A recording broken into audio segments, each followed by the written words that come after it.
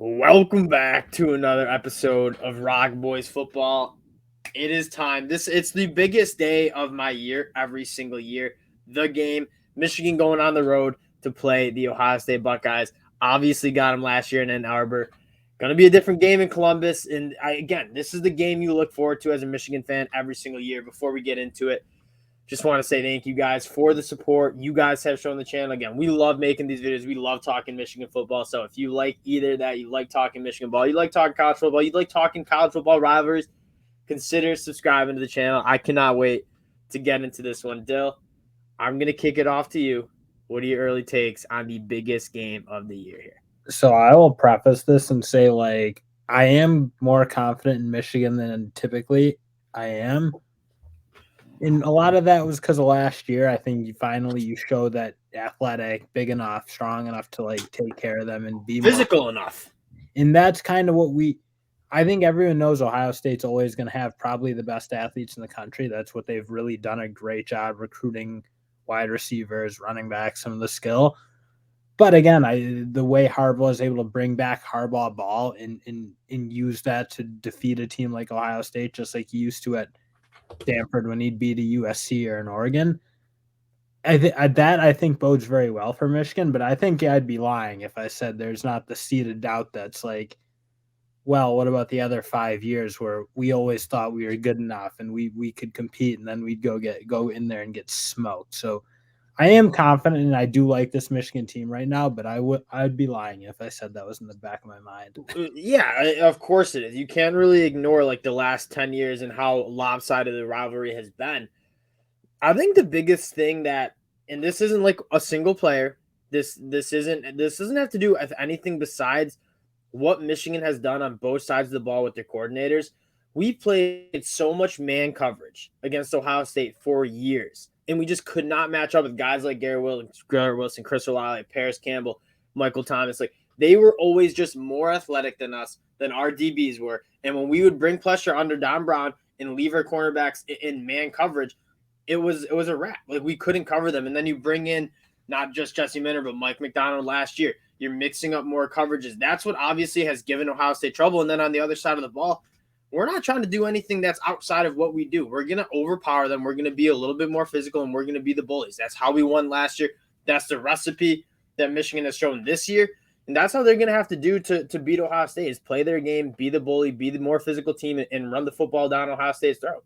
Yeah, and looking at that matchup, I think you're a very hard team to beat when you can run the ball as good as Michigan has been doing it. And last year, Michigan ran the ball really well. I think we're at almost a different level right now, because I think as much as I'm a Haskins fan and whatnot, I think the tandem of Blake and Donovan Edwards, when both are healthy, and I'm hoping they're going to be, I'm sure one of them is going to play. I bet a lot that they're both going. But when you have those two guys behind an offensive line that I think is even improved, I think this rushing attack is so good. I don't think Ohio State's going to be able to stop it. Whether they can slow it down a little bit compared to last year, we'll see. Because in fairness, you look at this Ohio State defense, they have guys Tommy Eichenberg is playing exceptionally good football. Yes. Hickman's playing better in his new role, more maybe in the box. And again, they have a defensive line with guys like number 44. I can't pronounce JTT. But Jack Sawyer's looking good. Harrison's starting to come on. So I think you have a team in Ohio State that's sort of built a defense, and probably Eichenberg lead with the tip of the spear, if you will. But I don't know. This Michigan offense, still, I got to think they're going to be able to run it really consistently. That's the story of this game, is if Michigan can't run the football, it's hard to see them going to Columbus and winning. And when we saw Blake Corum go out, no Donovan Edwards, we couldn't really run the football against Illinois. And this is a team that they were selling out to stop the run. And most teams have done that, and it hasn't really mattered. Behind a great offensive line with one of the best, if not the best running back in the country in Blake Corum, it doesn't really matter. I think Michigan will still need to hit some splash plays through the air like they did last year. Most of the time run the football, but when guys are open downfield, like Cornelius Johnson was, like Roman Wilson was, like Mikey Sandstro was that one time, you got to be able to hit those passes. That's probably been the biggest Michigan bugaboo. For as dominant as we've been for 11 games, the one bugaboo is the downfield passing. We couldn't really do it against Illinois, and that's why we got into some hot water. My the big narrative is Ohio State has spent 12 months saying how much more physical their practices have been since last year because it was just a physical beating that Michigan put on them. I'm excited to see what this Jim Knowles defense and this new Ohio State physical team can do against the best rushing attack in the country. Yeah, because I mean, Michigan hasn't taken a step back, that's for sure, and they're going to be very much ready to hammer away at Ohio State just like they've been doing all year to everyone, even obviously probably Penn State being the most prominent example of what Michigan can do. But I got a one thing that I think Michigan's going to need to have be able to rely on to an extent is a decent passing game that can cohabitate this run game. Because as much as I'm a JJ fan, I think there have been too many games where he's just missing some throws that don't seem that hard, and those throws need to be hit. I think his added element of the run game has been really helpful. I think moving the sticks on some third and longs, which I think we didn't do a good enough job on last year. I think that has added a lot to Michigan, but it feels like there's a new level to be reached with JJ just playing as good as he can play for 4 quarters, where there's no mishaps or issues for extended. And you saw that in the Illinois game where it's like they were reckless abandon playing the run. 8 guys in the box, like maybe one safety like over top. And our wide receivers are struggling to get open. JJ was struggling to hit them when they were open, and that's why we had to kind of grind that game out when it probably should have been a little bit more routine. Flipping the side, this Ohio State offense probably, if not the best in the country, a top 3 offense in the country. My biggest story is like Travion Henderson hurt, Mayan Williams, like they're kind of banged up at running back, but now they still have a guy like Dalen Hayden, who is a former 5-star dog too, who played very well against Maryland. The run game, I'm pretty confident that Michigan will be able to slow that down. The front 7 has been very good. You look at what Michigan's done against the run, very, very stout against the run, only allowing 2.8 yards per carry. Guys like Mozzie Smith, Mason Graham helping in that department. Biggest question is who's covering Marvin Harrison Jr.? 6'4", long arms, free. He might be the best wide receiver in the country. Oh, yeah. He's not draft eligible, but he might be that good. DJ Turner's been awesome for us. The one prototype wide receiver he struggled with are the bigger physical guys who can go and play above the rim. That's what Marvin Harrison can do.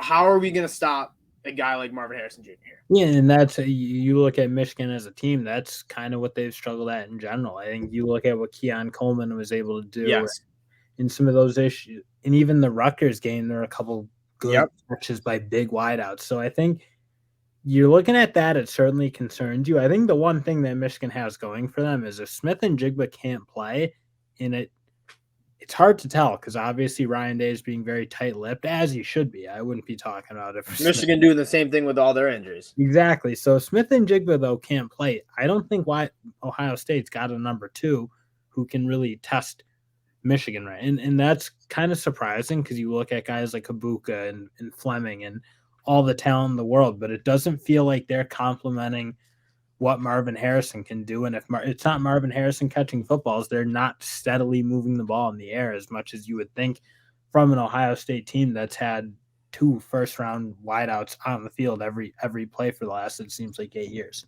Yeah, Jackson Smith-Njigba's health is massive. You look back at last year's game, and even when we had Dax Hill, like the best nickel in the country, like they were working the middle of the field with Jackson Smith at a very, very high level.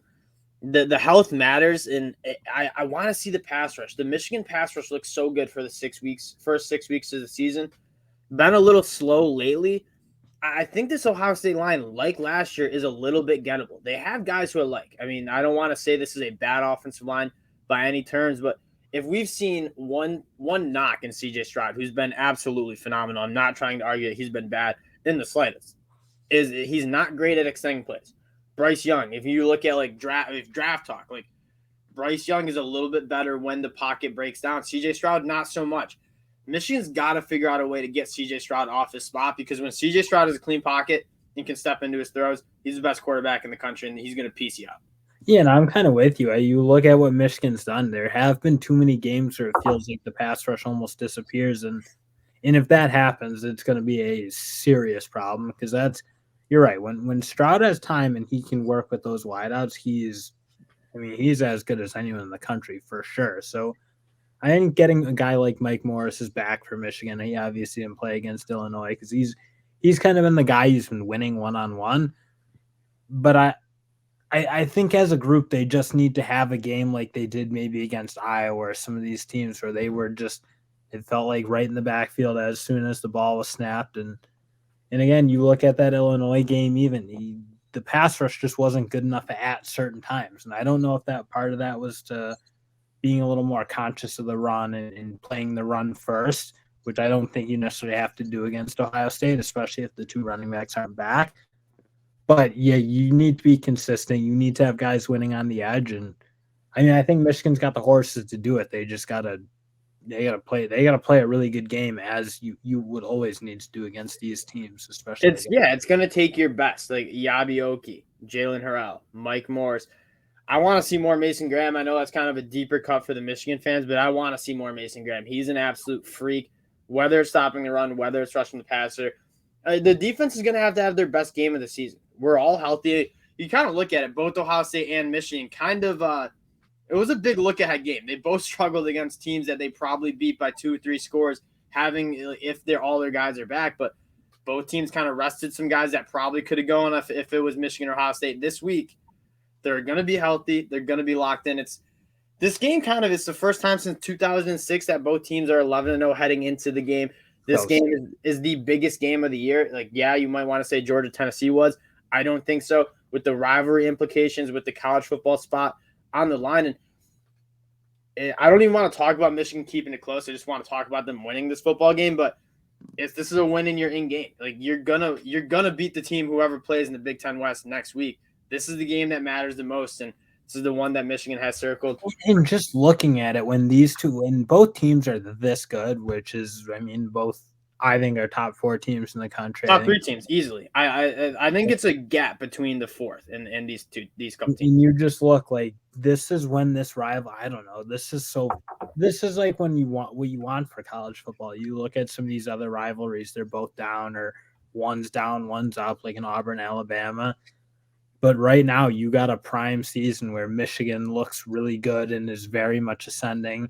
Ohio State's been at the perch for about 10 years where they've just been as good as anyone in the country. And this game's I'm so excited for it. It's almost hard to put into words. And I can't give a pick. I know if you're going to ask me for a pick. We're not. I wasn't even going to do it. Don't take our picks. We are Michigan fans. Yeah, I mean, I'm not going to say we're going to lose by 7.5 points. You're just Michigan money line. Book it. Go Blue. Appreciate you guys checking us out as usual. Again, if you do like the content, consider subscribing to the channel. Saturday at noon, baby. It is on. Peace.